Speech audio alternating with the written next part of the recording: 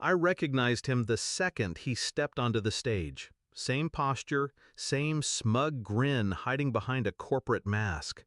A face I once traced in the dark with trembling fingers, now stretched across a billboard-sized PowerPoint labeled Building a Legacy. He didn't see me. Why would he? I wasn't supposed to be in the crowd. I wasn't supposed to exist.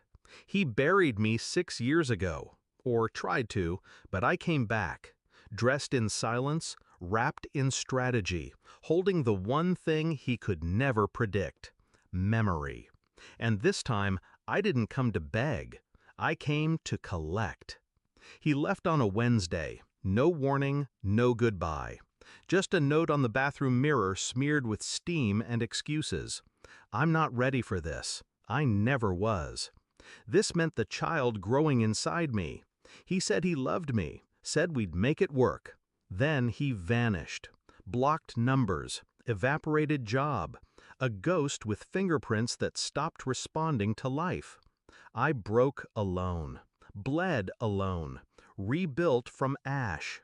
And every time I looked into my daughter's eyes, I saw his jawline, cut sharp like betrayal.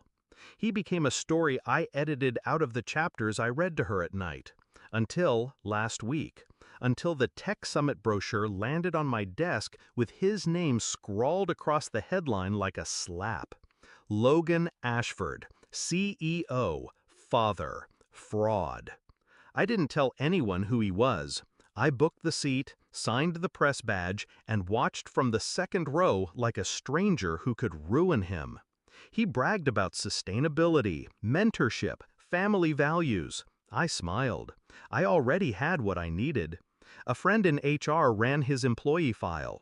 I found his new address, his board contacts, his upcoming PR campaign with a family-centered bank.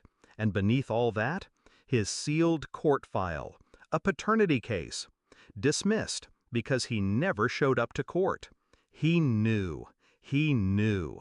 I ran the DNA match myself using one of those ancestry kits. Had our daughter's results uploaded from a sample I collected while brushing her hair. 1 week later, the results came in. 99.9% match. Logan Ashford, biological father. And I hadn't even played my first move.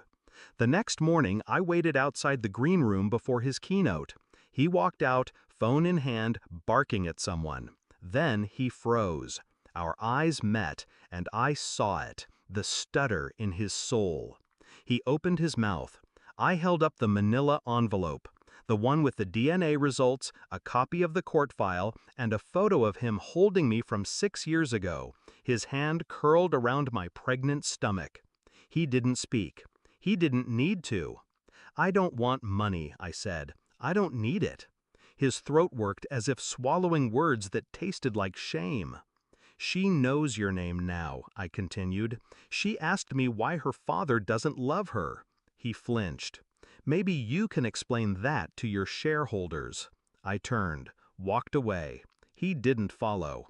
I sent the package to every board member, the DNA results, the court order, the timeline, a breakdown of his abandonment against the backdrop of his family-focused marketing strategy. I didn't threaten. I didn't beg. I simply offered truth. Then I published an anonymous op-ed in a major business outlet titled, "The Legacy You Pretend to Build." Within 48 hours, their campaign was paused. His media tour was canceled. I watched the headline shift. Tech CEO accused of abandoning pregnant partner, paternity results leak raises questions about Logan Ashford's image.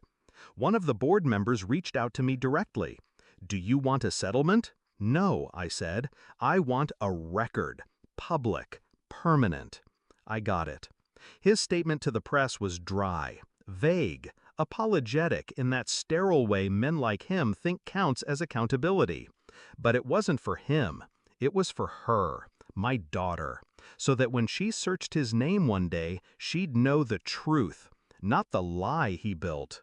He emailed me once. Subject line, "I'm sorry." I didn't open it. Whatever he had to say was 6 years too late, and my silence would echo louder than anything his words could pretend to fix. Sometimes revenge isn't fire, it's ice. Slow, controlled, surgical. It doesn't scream, it waits. And when it strikes, it leaves no room for denial, only consequence. I didn't destroy him, I revealed him, and that was enough. Because in the end, he taught me how to disappear, but I taught him how it feels when the past finally comes back and stares you straight in the face.